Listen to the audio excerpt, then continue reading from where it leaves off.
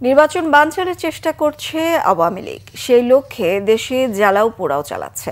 তবে ফেব্রুয়ারির প্রথম ভাগেই সংসদ নির্বাচন, দেশি বিদেশি কোনো শক্তি নির্বাচন বানচাল করতে পারবে না বলেছেন প্রধান উপদেষ্টার প্রেস সচিব শফিকুল আলম।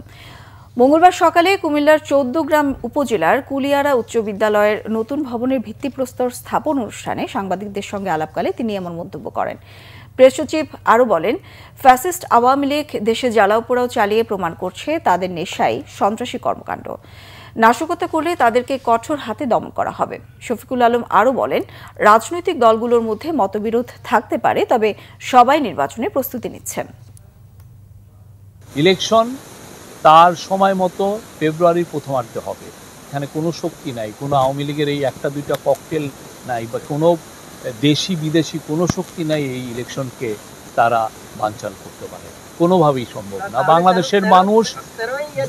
বাংলাদেশের মানুষ খুবই সুন্দর একটা ইলেকশন দেখবে, যেটা ফ্রি হবে, ফেয়ার হবে, ক্রেডিবল হবে, ইনক্লুসিভ হবে। সমস্ত জনগণ যেখানে জয়েন করে যে ইলেকশনে, সেটা ইনক্লুসিভ ইলেকশন, ইনক্লুসিভ হবে এবং খুবই উৎসব মুখর হবে।